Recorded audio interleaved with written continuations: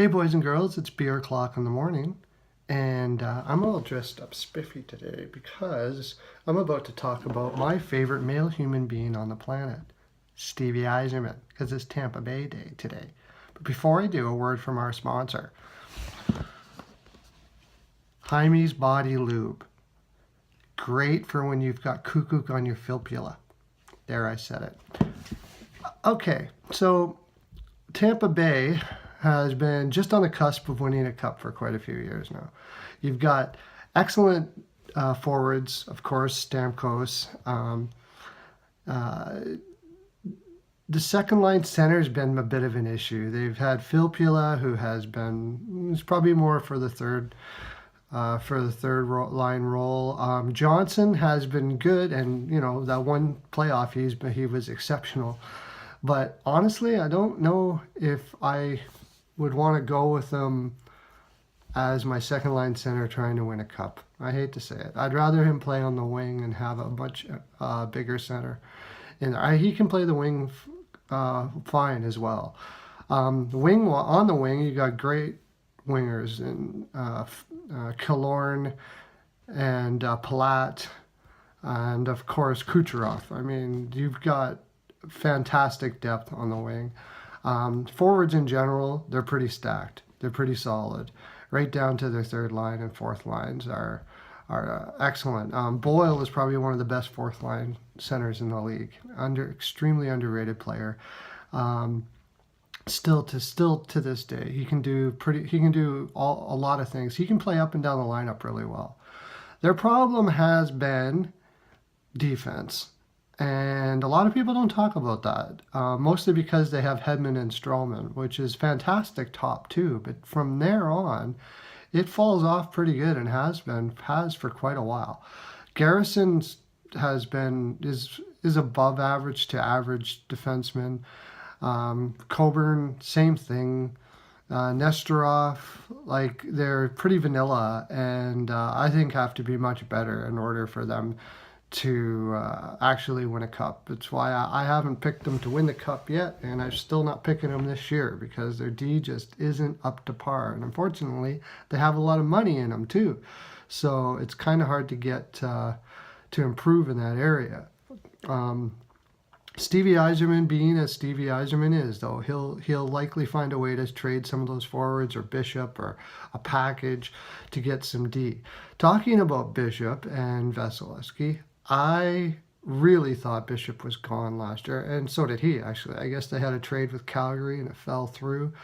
It's unfortunate because I don't think it was a good idea, and I don't think they wanted to bring Bishop back again. Now, as it is, his trade value is so low, they're probably going to keep both of them and let him go as a free agent, which is really not good for for the chemistry of a team. I think with a guy like Bishop and with Vasilevsky being ready for the number one, it sends kind of a wrong message. Fortunately, they have a great coach in Cooper who is probably the most laid-back coach I've ever seen that has been successful. Usually laid-back coaches like him don't do well. I think the best one I can think of is Nielsen, and he never won a cup. But his players love him. His systems are fantastic. He thinks outside of the box, and he certainly seems to get the best out of what he has. So kudos to him for that. Going in the future, I think Tampa Bay is in a little bit of trouble, actually.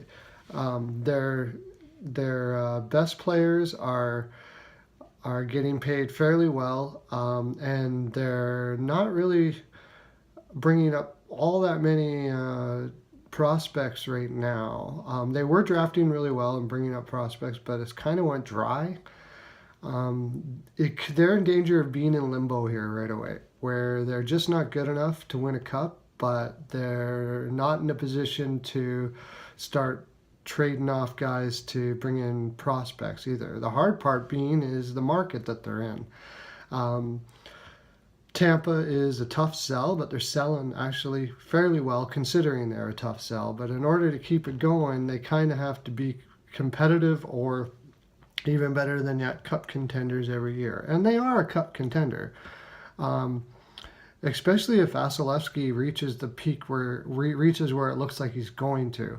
If that happens, everything I just said, throw it out the window, because guys like Vasilevsky, if they reach where they can win cups almost by themselves. I just watched the old Dallas and Buffalo series there, where their best center was Stu Barnes and their best winger was Sanderson.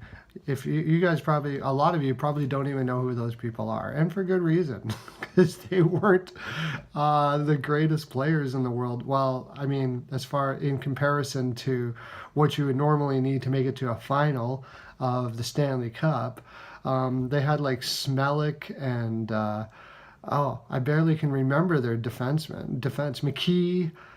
It was pretty much a nondescript. In fact, looking at the lineup as I was looking at it, there's a pretty good chance that with a lesser goaltender than Hasek, they don't even make the playoffs. Dominic Hasek that year, I think, gave probably the best goaltender performance for a year in our generation. And that's saying a lot when you're talking about the Waz and the Brodeurs. So, and I think Vasilevsky has the skill level to get up into these, close to that area of level of goaltender. So you got that going for you. I hope Stevie Y can right the ship a little bit. If anybody can, he can, and he certainly won't. It won't be because of a lack of trying, because nobody tries or gives more effort or has more persistence than Stevie Y.